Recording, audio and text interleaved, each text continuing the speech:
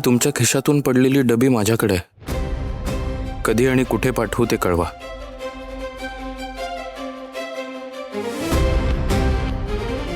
काय बोलते मी, काय विचारते? मी ते हे आई देतो ना नंतर. नंतर? अरे आजचा दिवस महत्वाचा होता ना, नंतर देऊन काय? अरे काही करून तिच्या हातात हे आज गिफ्ट पडायलाच पाहिजे होतं. तू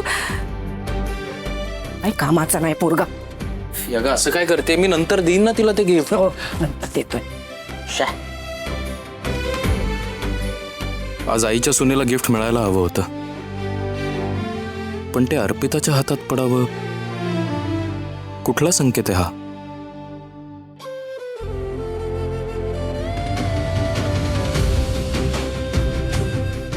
आता हे परत कसं देऊ समीरना? एकीकडे विराज सरांनी सांगितलंय की त्यांना भेटायचं नाही, आणि दुसरीकडे आईने पण सांगितलंय की समीरना भेटायचं नाही. आज झाली योगायोगाने भेट, पण परत अशी भेट होईल असं मला वाटत नाही. पण आता हे त्यांना परत कसं करू मी?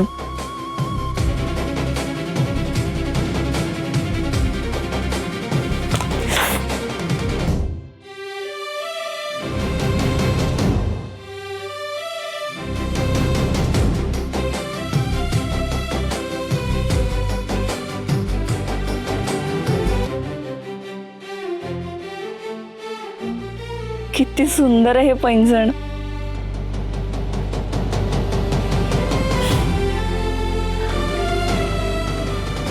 कोणासाठी घेतलं असेल समीरने? त्यांच्या आईसाठी घेतलं असेल,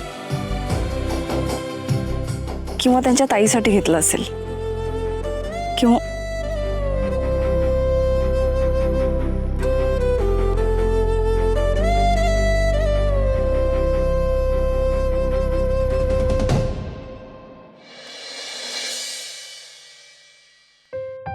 साहेब मी आलो इथे ऑफिस मध्ये तुमच्या. तुम्ही दिसत नाही आहात मला. कुठे आहात? समीर साहेब इथे इथे हो.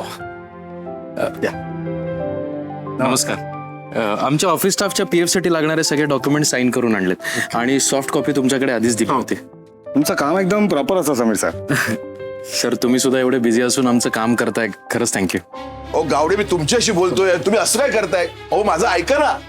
हे बघा गावडे साहेब, मी तुमची सगळी कागदपत्र दिलीत ना तुम्हाला. पण तरी देखील तुमचं काम नाही होणार. तुम्हाला एक लिस्ट दिली आहे ऍडिशनल डॉक्युमेंटची, ती घेऊन तुम्ही पुढच्या सोबत या. म्हणजे अजून एक खेप? अहो किती खेपा मारायच्या, किती तारखा द्याल तुम्ही मला? मला एक सांगा, तुम्ही सांगितलेली सगळी कागदपत्र मी अपडेट केलीत, तुमच्या कामाचे सगळे पैसे मी दिलेत, तरी परत या. अहो साहेब, कधी मिळणार माझी पेन्शन? अहो माझ्या मुलीचं लग्न येतंय लवकर. अहो तुम्ही हयातीचा दाखला मागच्या महिन्याचा दिलाय, आपल्याला या महिन्याचा दाखला पाहिजे. हो पण साहेब, काम मागच्याच महिन्यात होणार होतं ना. मग तुम्ही असं काय बोलताय? बोला ना. मग काय, वेळ लागणारच आणि पैसा देखील लागणार. हे बघा, सरकारी कार्यालयात असंच धीम्या गतीने काम चालतं. प्रत्येक ठिकाणी वजन ठेवावं लागतं. आणि तुम्हाला जर वाटत असेल की तुमचं काम जलद गतीने व्हावं, तर तुम्ही माझी उरलेली फी आत्ताच्या आत्ता द्यायची, आणि आतल्या साहेबांना पण अजून पैसे द्यावे लागतील. हो किती चुकीचं बोलताय तुम्ही. म्हणजे आमचे हात असे दगडाखाली अडकवायचे, आमचं नाक दाबायचं आणि आमची पिळवणूक करायची, लुटताय तुम्ही आम्हाला. हो साहेब, ही अशी डायलॉगबाजी करू नका. हे बघा, तुमची कागदपत्र अर्धवट आहेत, त्यामुळे मी काही करू शकत नाही. सरळ सरळ लुबाडताय तुम्ही आम्हाला, काही काम करत नाही आणि मोठेपणाचा आवडताय. गावडे तुम्हाला सांगतो, तुम्ही असं नाही करू शकत. हे बघा, पुढच्या सोमवारी यायचं. हा गावडे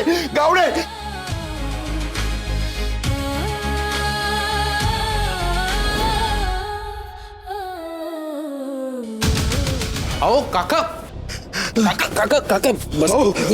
बसा बसा बसा बस. सावकाश.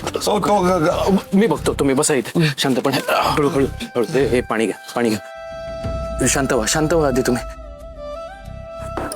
शांत व्हा. मी बघतो तुम्ही शांत व्हा. गावडे साहेब, हो गावडे साहेब, हो गावडे साहेब ऐका ना. हे बघा त्यांची अवस्था बघा तुम्ही, आणि त्यांच्या चेहऱ्याकडे बघून असं वाटतंय का की ते खोटं बोलत असतील? बघू ती फाईल. पैसे देऊन सुद्धा काम का होत नाही बघू दे मला. अरे हे विचारणारा तू कोण? हे बघ, ते माझे क्लायंट आहेत. ते आणि मी काय ते बघून घेऊ. आणि ना, तुझ्या माहितीसाठी सांगतो, यांची कागदपत्र अर्धवट आहेत म्हणून यांची पेन्शन अडकली आहे. सगळी कागदपत्र दिलेत त्यांना. असं काय बोलतात? खोटं बोलतायत ते. काका काका तुम्ही शांत व्हा, मी बघतो ना. कसं बोलतोय बघा. थांबा तुम्ही द्या.